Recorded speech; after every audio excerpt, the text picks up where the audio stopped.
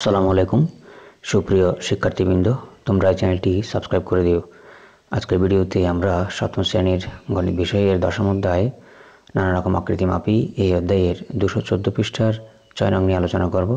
তো সম্পূর্ণ ধারণা পেতে ভিডিওটি না টেনে সম্পূর্ণ দেখার অনুরোধ রইল। দেখো 6 নম্বরে বলা আছে কি, স্কেল দিয়ে ম্যাপে 21 সেন্টিমিটার দৈর্ঘ্য এবং 12 সেন্টিমিটার প্রস্থ বিশিষ্ট দুটি কাগজের টুকরা কেটে নাও। এবার কাগজের টুকরো দুটিকে দৈর্ঘ্য বরাবর এবং অপরটি প্রস্থ বরাবর রোল বা গোল করে পাকিয়ে দুটি সমবৃত্ত ভূমিক বেলন বা সিলিন্ডার তৈরি করো।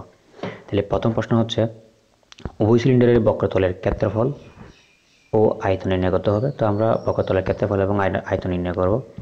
নির্ণয় করার জন্য আমাদের প্রথম সিলিন্ডারের কাজ করবো আমরা। দেখো দেওয়া আছে দৈর্ঘ্য হচ্ছে কত 21 সেন্টিমিটার, প্রস্থ হচ্ছে 12 সেন্টিমিটার। তাহলে আমি যদি দৈর্ঘ্য বরাবর রুল করি, মানে অনেকটা 5 নম্বরের মতো, এই যে 5 নম্বরে এই যে দৈর্ঘ্য বরাবর, এই যে মনে করে এটা সাইজ কাগজ, তো দৈর্ঘ্য বরাবর পাকালে এরকম হবে, প্রস্থ বরাবর যদি পাকাই তাহলে এভাবে হবে।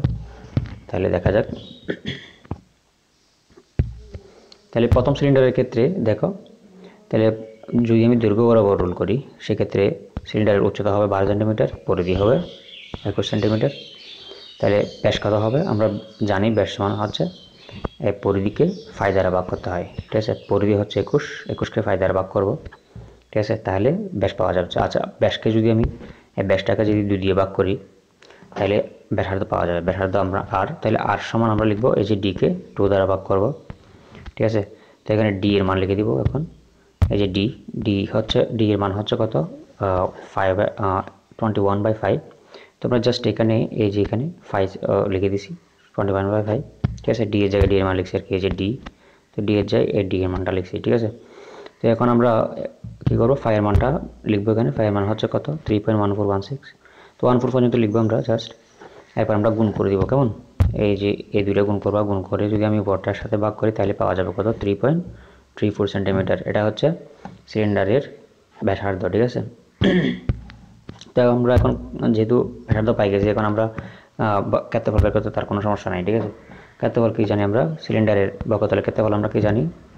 অর্থাৎ A1 ধরবো, যেহেতু প্রথম সিলিন্ডারে A1 ধরলে দ্বিতীয় সিলিন্ডারকে আমরা A2 ধরবো, ঠিক আছে। তাহলে A সমান আমরা কি জানি? 2πr/h। এটা হচ্ছে সিলিন্ডারের বক্রতলের ক্ষেত্রফল, ঠিক আছে।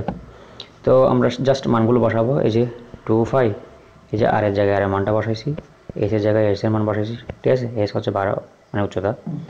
তাহলে এখন সবগুলো মান বসাই আমরা কী করবো? গুণ করবো। এখানে এই যে 5 এর মান বসাইলাম 3.14। এখন সবগুলো মান যদি গুণ করি তাহলে পাওয়া যায় কত? 251.5 বর্গ সেন্টিমিটার। এখন আমরা আয়তন বাইর করব বক্রতলের আয়তন সমান আমরা কি জানি? πr²h। অর্থাৎ সিলিন্ডারের আয়তনকে, প্রথম সিলিন্ডারের আয়তনকে B1 ধরলে পরবর্তী সিলিন্ডারের আয়তনকে আমরা দ্বিতীয় সিলিন্ডারের আয়তনকে B2 ধরবো। তো πr²h আমরা জানি কি সিলিন্ডারের আয়তন হচ্ছে কি πr²h। তো আমরা জাস্ট মানগুলো বসাবো। পাই লিখছি, আর এর জায়গায় অর্থাৎ ব্যাসার্ধের জায়গায় ব্যাসার্ধে বসাইছি কত? 3.34।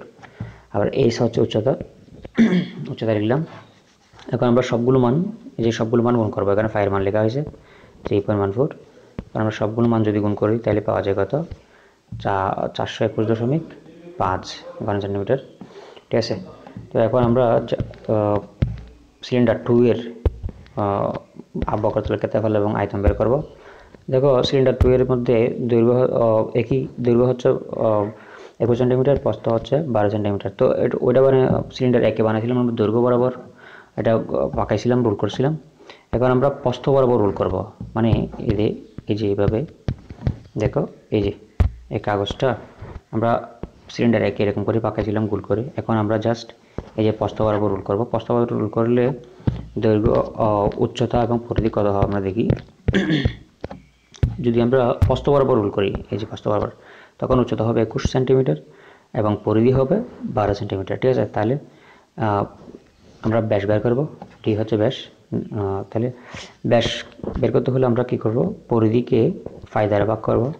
তো পরিধি তো এখানে 12 সেন্টিমিটার, তো 12কে ফাই দ্বারা ভাগ করতে হবে, তাহলে আসবে কি? ব্যাস। আবার ব্যাসকে যদি আমি 2 দিয়ে ভাগ করে দিই তাহলে পাওয়া যাবে কি? আর মানে ব্যাসার্ধ। তো ব্যাসকে এই যে ডিকে 2 দ্বারা ভাগ করছি, তো এখানে ডি এর মান লিখছি। দেখো 2 তো আছেই অলরেডি, তো ডি এর মান হচ্ছে 12/5, এটা এখানে লেখা হয়েছে। এরপর এই যে ফাইয়ের মানটা আমরা জাস্ট এখানে লিখছি। এখন গুণ করে দিবা, গুণ করলে 2 দিয়ে ফাইয়ের মানকে গুণ করে উপরে 12কে যদি ভাগ করে দিই তাহলে 1.91 সেন্টিমিটার পাই। এটা হচ্ছে ব্যাসার্ধ। এখন আমরা সিলিন্ডারের বক্রতলের ক্ষেত্রফল বের করব। তাই দ্বিতীয় সিলিন্ডারের ক্ষেত্রে আমরা A2 ধরবো, কেমন? তো A2 সমান আমরা কি জানি, সিলিন্ডারের বক্রতলের ক্ষেত্রফল হচ্ছে 2πr/s। তো জাস্ট আমরা মানগুলোই বসাবো, এই যে 2π, তারপর এই যে আর হচ্ছে ব্যাসার্ধ বসাইছি, এই যে ব্যাসার্ধ এখানে পাইছিলাম না। তাহলে এইচ হচ্ছে উচ্চতা হচ্ছে 21। তাহলে এই যে ফাইয়ের মান, এখানে ফাইয়ের মান লিখলাম 3.14। এখন আমরা সবগুলো মান এখানে গুণ করে দিলে পাওয়া যাবে কত, 251.2 বর্গ সেন্টিমিটার, ঠিক আছে। এখন আমরা সিলিন্ডারের আয়তন বের করব। সিলিন্ডারের আয়তন আমরা জানি কি, ওইটাকে B1 ধরলে এটাকে ধরবো কি B2। তাহলে সিলিন্ডারের আয়তন সমান আমরা জানি πr²s। জাস্ট আমরা ফাই লিখলাম, এই যে আর এর জায়গায় আর এর মান মানে ব্যাসার্ধ লিখলাম, এইচ হচ্ছে উচ্চতা লিখলাম, উপর স্কেয়ার দিব এখানে। তো এখন আমরা গুণ করবা, ঠিক আছে, আর কোনো কাজ নেই। এই যে ফাইয়ের মান লিখবে এখানে, ফাইয়ের মান লিখবা, ফাইয়ের মান হচ্ছে কি 3.14। আর এখানে 1.91 বর্গ স্কয়ার মানে কি, এখানে দুইটা 1.91 এখানে কয়বার আছে, দুইবার। তো দুইবার গুণ করলে পাওয়া যাবে 3.65। এরপর 21 লিখবা, সবগুলো একসাথে গুণ করবা, তাহলে গুণ করলে পাওয়া যাবে কত, 240.4 ঘন সেন্টিমিটার। তাহলে আমরা উভয় সিলিন্ডারের মানে দুইটা সিলিন্ডারের বক্রতলের ক্ষেত্রফল এবং আয়তন বের করলাম। বের করে দেখতেছি একটা জিনিস এখানে মিল পাচ্ছি আমি, দেখো এই যে দুইটা সিলিন্ডারের বক্রতলের ক্ষেত্রফল কিন্তু একই হয়েছে। এই যে দেখো, সিলিন্ডার একের ক্ষেত্রে 251.2 হয়েছে, আবার এদিকেও এই যে এই সিলিন্ডারের ক্ষেত্রেও বক্রতলের ক্ষেত্রফল কিন্তু একই, কিন্তু আয়তন কিন্তু একই হয়নি। দেখো দ্বিতীয় সিলিন্ডারের আয়তন হয়তো 240.4, কিন্তু সিলিন্ডার একের আয়তন হচ্ছে কত, দেখো এই যে 421.5। তাহলে সিলিন্ডার একেরটা কিন্তু অনেক বেশি হয়ে গেছে, ঠিক আছে। তাহলে আমরা একের উত্তর কিন্তু কমপ্লিট করলাম, সিলিন্ডারের বক্রতলের ক্ষেত্রফল এবং আয়তন বের করলাম। এখন আমরা 2 নম্বর কাজ করব। 2 নম্বর কাজ হচ্ছে কি, উভয় সিলিন্ডারের আয়তনের মধ্যে কোনো পার্থক্য থাকলে কেন পার্থক্য হয়েছে তার যুক্তিসহ ব্যাখ্যা করতে হবে। তো আমরা যুক্তিসহ ব্যাখ্যা করব। আমরা দেখলাম কি, সিলিন্ডার 1 এবং 2 এর বক্রতলের ক্ষেত্রফল কিন্তু মিল আছে, কিন্তু সিলিন্ডারের আয়তনের মধ্যে কিন্তু কোনো মিল পাচ্ছি না। সিলিন্ডারের আয়তন দুটো দুই রকম হয়ে গেছে। তো আমরা কারণটা ব্যাখ্যা করব।